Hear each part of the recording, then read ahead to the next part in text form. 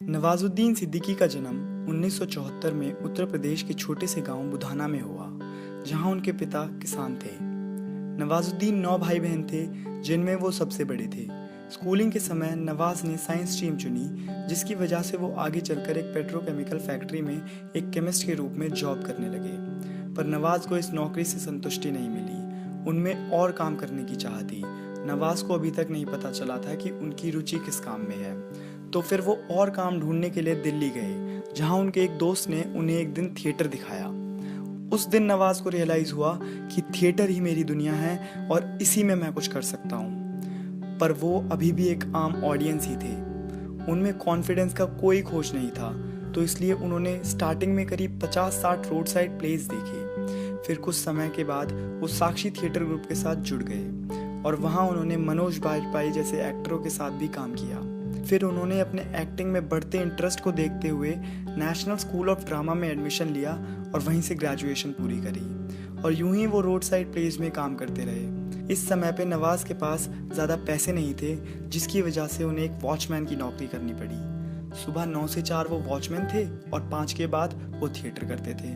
कुछ समय तक ऐसा ही चलता रहा और फिर वो मुंबई चले गए और काम की तलाश में।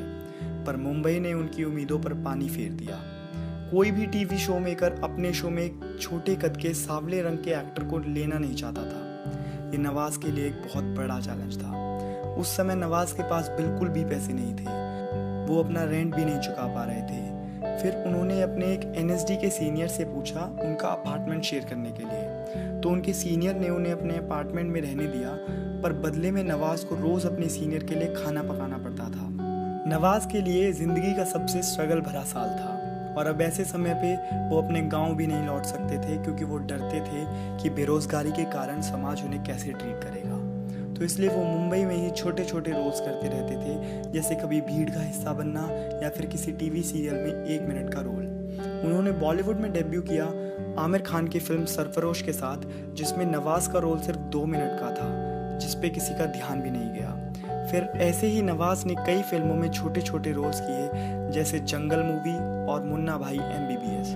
8 सालों तक बॉलीवुड में स्ट्रगल करने के बाद उन्हें पहली बार 2007 में अनुराग कश्यप ने एक बड़ा रोल ऑफर किया फिल्म ब्लैक फ्राइडे में। फिर 2009 में आई मूवी डेव डी में भी उन्हें काफ़ी काम मिला। उसके बाद फिल्म न्यूयॉर्क, और फिर आखिरकार उनको लोगों की नज़र में लाया गया आमिर खान के प्रोडक्शन बैनर के नीचे बनी फिल्म पीपली लाइव की वजह से। इस समय पर आकर उनकी फाइनेंशियल स्थिति थोड़ी संभल चुकी थी, पर नवाज का इतने रोल से पेट नहीं भरा। उन्होंने और काम तलाशा, उनमें और काम करने की इच्छा थी, वो हमेशा से ही कुछ नया करना चाहते थे। फिर फाइनली अनुराग कश्यप ने नवाज को लेकर एक बड़ा एक्सपेरिमेंट किया। इस बार उन्हें लीड रोल ऑफर किया गया था गैंगस्टर फैजल खान के रूप में फिल्म गैंग्स ऑफ वासेपुर के लिए, जिसकी वजह से नवाज ने पूरे देश भर में से तारीफें बटोरी। उन्हें इस रोल के लिए अवार्ड से भी सम्मानित किया गया। फिर नवाज को काम मिला आमिर खान की फिल्म तलाश में, जिसमें उनका काफ़ी अहम रोल था। ये अपने आप में ही बहुत बड़ी बात है कि 1999 में आमिर की फिल्म में नवाज को सिर्फ 2 मिनट का रोल मिला था, पर 2012 में नवाज ने आमिर की फिल्म में काफ़ी बड़ा रोल प्ले किया। फिर तो जैसे नवाज ने बॉलीवुड में अपनी पकड़ ही बना ली थी, कुछ बड़ी फिल्मों के साथ, जैसे किक, बदलापुर, मांझी और बजरंगी भाईजान के साथ। नवाजुद्दीन कहते हैं, films didn't happen by chance and I too wasn't prepared. कोई लॉटरी नहीं लगी थी, फिर बाद में गेम समझ में आया, उसमें 12 साल लग गए।